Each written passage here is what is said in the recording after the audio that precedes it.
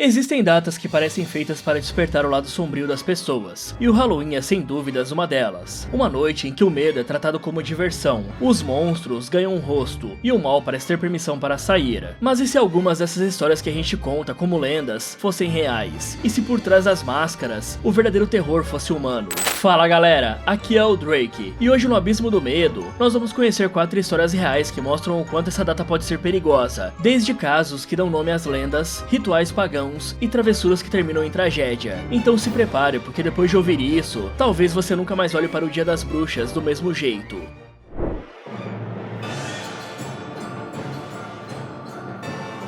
Há mais de 2000 anos, existia um festival celta chamado Samhain, uma celebração do fim do verão e da chegada do inverno, que na época eles acreditavam ser o momento em que o véu entre os mundos estava mais fino. Então os celtas acendiam fogueiras e usavam máscaras para afastar os espíritos que vagavam pela terra. Com o passar dos séculos, essa maldição se tornou o que conhecemos como Halloween, uma noite onde o medo é bem-vindo, as pessoas decoram suas casas, as crianças saem pedindo doces, e quando seus pedidos não são atendidos, eles pregam peças nos moradores. E é quando os pais descansam, acreditando que nada de ruim pode acontecer. Afinal de contas, é um terror controlado que todo mundo adora, e é uma época em que os filmes de terror estão em alta, várias casas mal assombradas dando calafrios, tudo parte de uma grande brincadeira. Mas e quando o monstro não é parte da ficção? E se ele estiver mais perto do que você imagina? É assim que o dia perfeito pode virar um pesadelo, porque mesmo que o Samhain tenha dado espaço para algo mais divertido, sua essência sombria sempre esteve à espreita, e só piorou quando um homem decidiu usar a própria tradição como uma arma em 1974.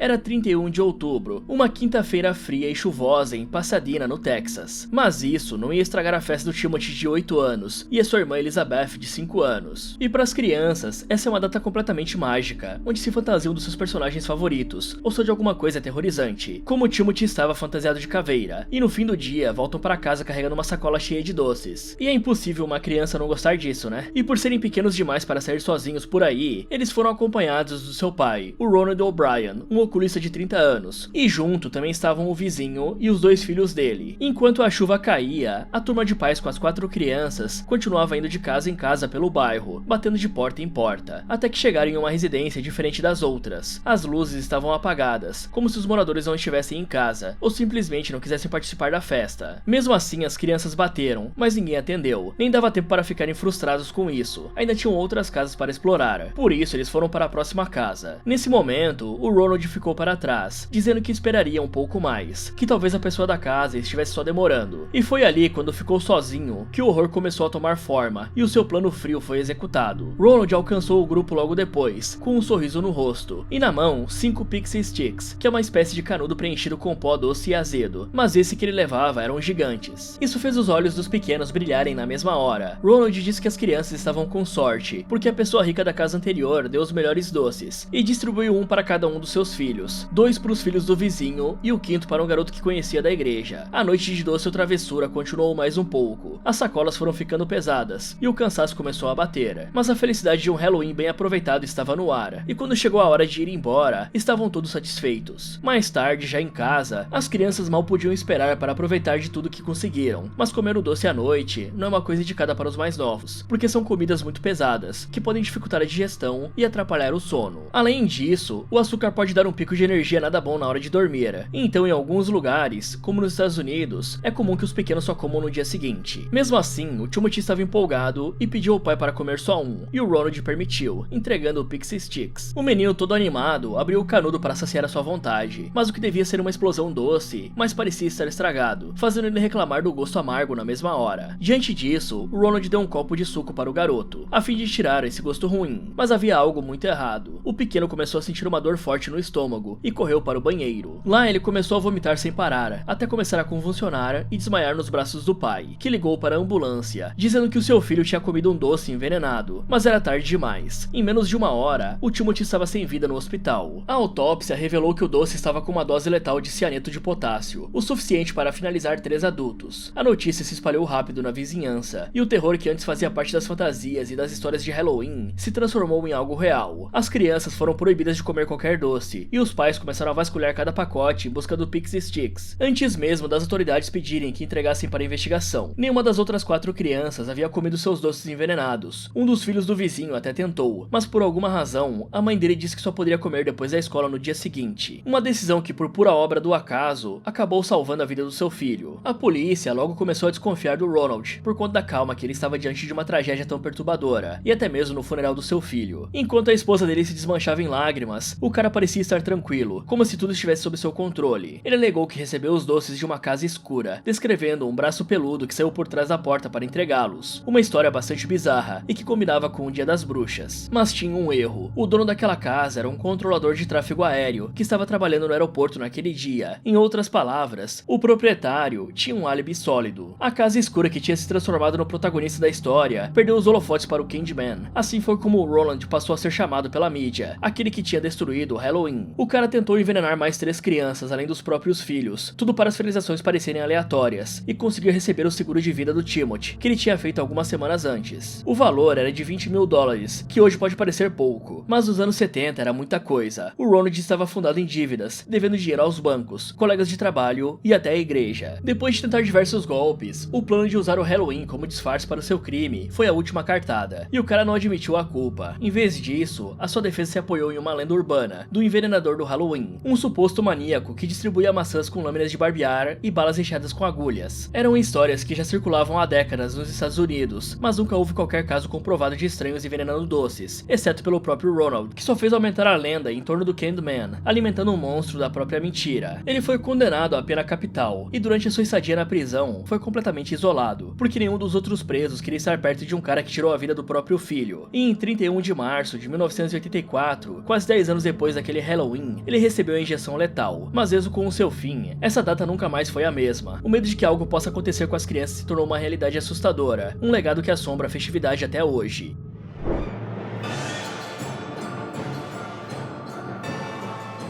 Ninguém sabe ao certo de onde surgiu a expressão doces ou travessuras. Alguns dizem que veio de rituais celtas, quando as pessoas deixavam a comida para apaziguar os espíritos. Outros juram que veio da Escócia, quando as crianças fantasiadas batiam de porta em porta pedindo oferendas. Mas em todas as histórias, as travessuras parecem ter surgido muitos anos depois, só que de uma forma muito mais prática do que espiritual. Quando alguém se recusa a dar doces, as crianças respondem jogando rolos de papel higiênico sobre as árvores, ovos e tintas jogados nas casas. E essas são as coisas que entraram para a cultura americana. Como se você não tiver doces, se prepare para as travessuras. O problema é que nem sempre os alvos das travessuras concordam com essa ideia. Então o que acontece quando a brincadeira dá errado? Era o Halloween de 1998 no Bronx, em Nova York, e as crianças corriam de porta em porta, com suas sacolas de doces já pesadas. Carl Jackson tinha 21 anos, era um cara normal, sem histórico de crime ou qualquer encrenca. Pelo contrário, ele trabalhava em um escritório, era um jovem tranquilo e responsável, que evitava sair no Halloween porque achava perigoso demais, uma data onde as regras parecem não valer muito. Mas naquele ano, ele abriu uma exceção para ir com a namorada buscar o filho dela em uma festa infantil. Enquanto voltavam para casa, o caminho deles cruzou com um grupo de adolescentes, e talvez por já serem grandes demais para pedir doces, alguns jovens resolveram entrar de cabeça na parte das travessuras, e tornaram isso uma missão de vida no Halloween. Por isso, quando viram um carro passando, jogaram uma chuva de ovos. Uma cena clássica que talvez você já tenha visto nos filmes que se passam nessa data, onde acaba com o motorista irritado, e no máximo um sermão dos pais nos jovens desordeiros. E diante do ataque contra o carro Carl ficou irritado. Uma reação comum, afinal, quem iria gostar de ter que passar o resto da noite lavando o veículo, para não deixar o cheiro de ovo impregnar nele? Mas talvez ele tenha ficado bravo mesmo por ser o carro da sua namorada, então ele precisava defendê-la. Por isso, o cara desceu para confrontar os adolescentes. E sua intenção não era começar uma guerra, era só tirar satisfação mesmo, fazer com que parassem com a bagunça. Depois que soltou algumas palavras, o cara voltou pro carro, se sentou no banco do passageiro, provavelmente pensando que a situação já estava resolvida, que os jovens iam seguir em frente, quem sabe desistir da noite de crime, ou até ir em busca da próxima vítima. O que ninguém esperava era o que estava para acontecer a seguir. Um dos adolescentes, Curtis Sterling, de 17 anos, sacou uma arma e disparou. Ele foi de jogar ovos em um carro para finalizar uma pessoa em questão de segundos. Carl foi atingido na cabeça e perdeu a vida na mesma hora, ali mesmo no banco do passageiro, ao lado de sua namorada, que agora teria que lidar com essa lembrança pro resto da vida. E eu te pergunto, o que passou pela cabeça do Curtis para tirar a vida de alguém por absolutamente nada? Ele foi preso e condenado a 20 anos de prisão prisão, e durante todos os anos atrás das grades, ele recebeu um cartão da mãe da vítima no dia do Halloween, dizendo: "Fico feliz que você ainda esteja aí." Mas agora, mais de 25 anos depois do crime, o Curtis pode estar solto se não resolveu cometer outra finalização sem sentido, e não tem como saber se ele se arrependeu de ter puxado o gatilho. Mas é certo que aquela história foi contada por todas as gerações daquela vizinhança, como um aviso sobre a imprevisibilidade das travessuras.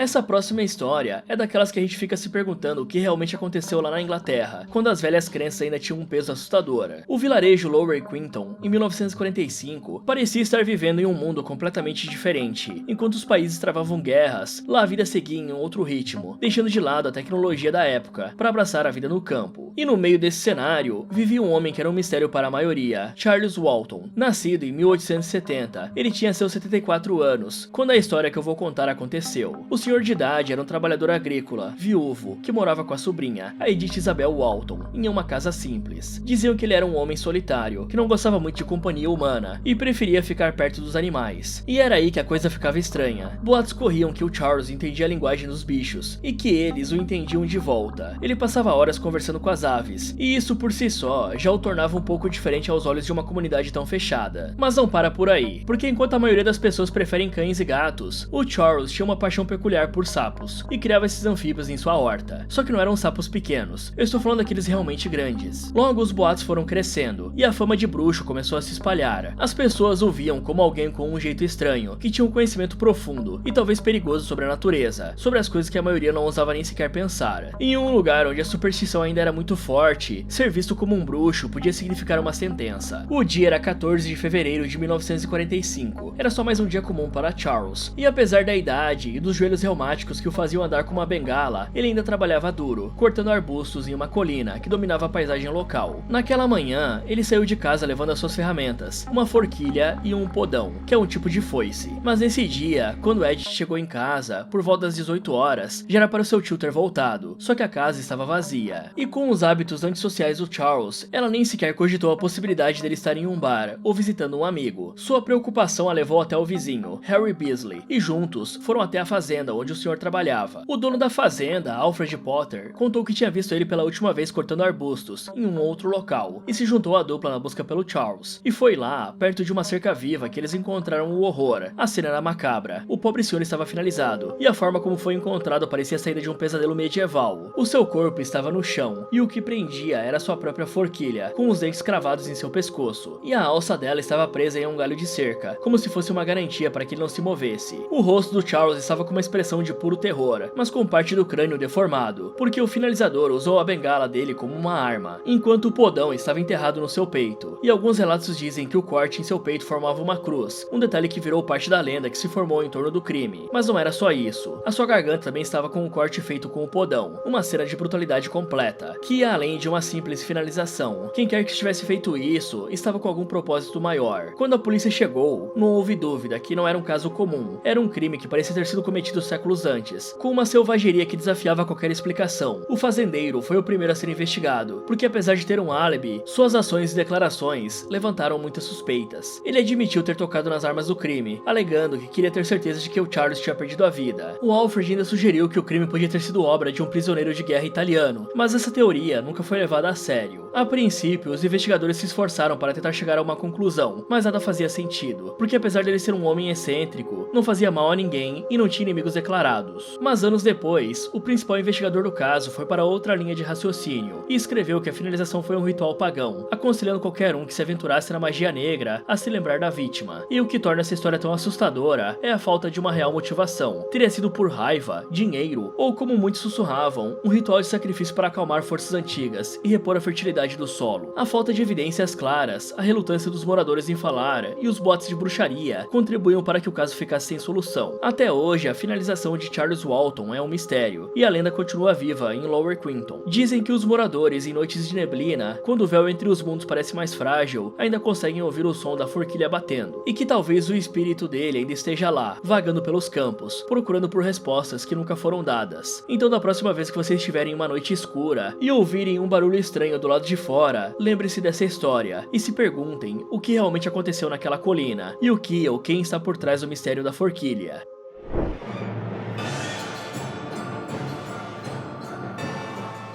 A Mischief Night, ou Noite das Travessuras, é uma tradição que antecede o Halloween, onde em vez de fantasias e doces, o foco é causar algumas confusões pela vizinhança. No começo eram coisas simples, como bater em portas e sair correndo, trocar placas de rua e ensaboar janelas, mas com o tempo, as travessuras foram ganhando um tom mais sinistro. E apesar de ser uma noite para brincadeiras inocentes, em alguns lugares ela acabou ganhando uma reputação ruim, com casos de vandalismos, incêndios e até crimes graves acontecendo nessa data. Das mais leves às mais pesadas, esse tipo de coisa estava atrelada aos bairros do subúrbio, que tem um policiamento um pouco mais fraco, e o crime acaba tendo mais força. Mas imagine acontecendo em um dos bairros mais ricos e exclusivos de Connecticut, o Bellhaven. E o que aconteceu na Mischief Night de 1975 é algo que vai te fazer questionar tudo o que você pensa sobre justiça, poder e impunidade. Martha Elizabeth Moxley tinha só 15 anos e um futuro brilhante pela frente. Ela havia se mudado para lá com os seus pais e o seu irmão mais velho no ano anterior. Era um lugar em que as crianças podiam andar de um lado para o outro sem problema algum, e a Martha se adaptou rapidamente à mudança, fazendo amigos e se destacando na escola. E a 150 metros da casa dos Moxley vivia a família Skakel, e é aqui que a história começa a ficar realmente estranha. Eles eram ricos, influentes e tinham uma conexão com a família Kennedy, que é considerada a realeza americana. Mas apesar disso, a casa do Skakel era um verdadeiro caos. O patriarca, Rushton, era um alcoólatra que frequentemente deixava os 7 filhos sozinhos. E tudo piorou quando a Anne, a mãe da família, faleceu de câncer no cérebro em 73, fazendo a casa virar um ambiente de festas, álcool e substâncias ilícitas. E a Martha passou a ser uma presença constante nessas festas, por ser amiga de 2 dos Skakel, o Thomas de 17 anos e o Michael de 15. Na noite do dia 30 de outubro, ela saiu com seus amigos para fazer as tradicionais travessuras, e quando deu por volta das 4 da manhã, sua mãe, a Dorothy, começou a ligar para as amigas desesperadas, porque não estava encontrando a filha em casa. Foi só no dia seguinte, pouco depois do meio-dia, que o corpo da garota foi encontrado, deitado de bruços, sob um pinheiro na beira da propriedade dos Moxley. Suas roupas estavam manchadas de sangue, e seus jeans e roupas íntimas estavam puxados até os tornozelos, e mesmo assim, não havia evidência de agressão sexual. Ao lado dela, a arma do crime, um taco de golfe que foi usado com tanta brutalidade que quebrou em 3 partes. Ela ainda havia sido golpeada no pescoço com um dos fragmentos quebrados do taco. E se estar praticamente na propriedade dos Moxley não era o bastante para ligá-los diretamente ao crime, no taco tinha gravado o nome da mãe deles, a Anne. Era natural que o foco da investigação caísse sobre os irmãos. O Thomas, que foi a última pessoa a vê-la com vida, contou que se despediram às 21h30. Ele entrou na casa para assistir a um filme e trabalhar em um relatório escolar sobre Abraham Lincoln, uma tarefa que os seus professores negaram ter dado. Mas a história do Michael era mais perturbadora. Ele disse aos detetives que saiu de casa por volta das 21h15 para ir à casa de um primo e voltou às 11 horas. Só que anos depois, ele mudou seu depoimento. O tempo passou e a família Skakel, com seus recursos e influência, parecia ser intocável, até que a finalização de Martha ficasse inconclusiva. Mas em 91, o pai dos jovens pediu que o caso fosse reaberto, porque queria limpar o nome da família, já que o mundo todo comentava era que os seus filhos eram culpados de um crime brutal. Ele chegou a contratar investigadores particulares, esperando que lançassem suspeitas sobre outras pessoas, mas o plano saiu pela culatra. Descobriram que os irmãos tinham mentido para a polícia, e ao contrário do que o Thomas tinha dito sobre vê-la às 21h30, na verdade foi por volta das 22 horas, e que os dois tinham trocado intimidade. O Michael, por outro lado, confessou que não foi dormir quando voltou para casa. Em vez disso, ele subiu em uma árvore do lado de fora da janela do quarto da Martha e se divertiu. E sim, foi exatamente do jeito que você está pensando. Mas os anos continuaram passando, e nada. Vários ex-colegas de uma instituição para jovens problemáticos testemunharam que o garoto tinha confessado o crime para eles. Que o Michael dizia coisas como: "Eu vou me safar de uma finalização, eu sou um Kennedy", e até mesmo contaram sobre como ele dizia que tentava ter uma relação com a garota, mas que ela não estava correspondendo, e por isso ele a finalizou. Se não bastava todas as indicações sobre ele ter cometido o crime, o Michael ainda teve uma autobiografia, chamada de Dead Man Talking, A Kennedy Cousin Comes Clean, e escrita por um ghostwriter, onde nas gravações para o livro, ele admitiu estar bêbado e sob influência de substâncias, e quando a mãe da Martha bateu na porta deles na manhã seguinte, estava em pânico. Então, em 7 de junho de 2002, quase 27 anos depois, Michael foi finalmente considerado culpado e condenado a 20 anos de prisão. A justiça parecia finalmente ter chegado, mas a história não termina aqui. Enquanto estava na prisão, os seus advogados lutaram de todas as formas para cancelar as condenações, e em 2013, conseguiram fazer o cara ser libertado sob uma fiança de 1,2 milhão de dólares. Em 2016, a Suprema Corte voltou com a condenação, decidindo que as evidências eram esmagadoras, mas em maio de 2018, outra vez, o tribunal reverteu a decisão. Por todos esses anos, a Dorothy tentou conseguir justiça para sua filha, mas mesmo com todas as provas, o criminoso nunca pagou de verdade pelo crime. Essa história mostra como uma família rica, que mesmo com todo o caos ao seu redor, ainda teve poder e dinheiro suficiente para distorcer a justiça. E esse talvez é o conto mais real do Halloween, não de monstros sobrenaturais que devoram pessoas, mas sim do próprio ser humano, que consegue ser muito pior do que qualquer qualquer criatura da ficção. Fala galera, hoje a gente viu como essa data que era para ser só diversão pode facilmente se transformar em um pesadelo. Mas e você? Teria coragem de sair por aí pedindo doces ou travessuras depois de ouvir tudo isso? Me contem nos comentários. Muito obrigado por assistir e até o próximo.